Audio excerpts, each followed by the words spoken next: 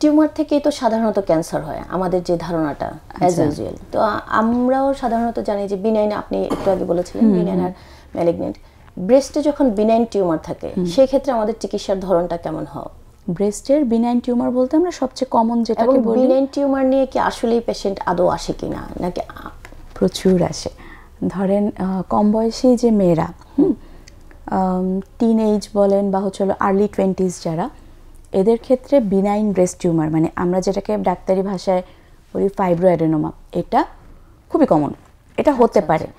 এবং হচ্ছে বয়স্ক হয়ে গেলে আরেকটা, মানে বয়স বেশি হয়ে গেলে যাদের হচ্ছে পোস্টমেনোপজাল আমরা যেটা বলি যে মাসিক শেষ হয়ে গেছে, তাদের ক্ষেত্রে ব্রেস্ট সিস্ট বলে আরেকটা ব্যাপার আছে, সেটাও খুব কমন।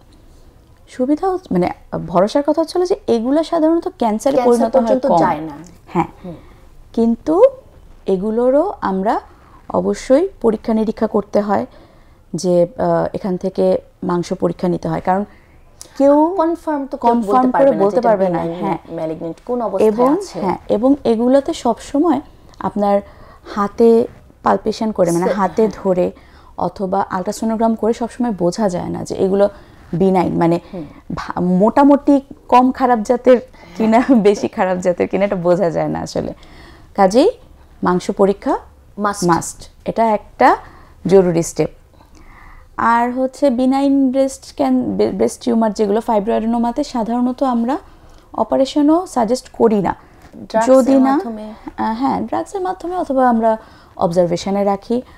যদি না কিছু সমস্যা হয়, কারো কারো ক্ষেত্রে ব্যথা করে অথবা কারো কারো ক্ষেত্রে সাইজ বড় হয়ে যাচ্ছে, হ্যাঁ, সাইজটা কি হঠাৎ করে বড় হয়ে যাক নজরে আসা এরকম কিছু?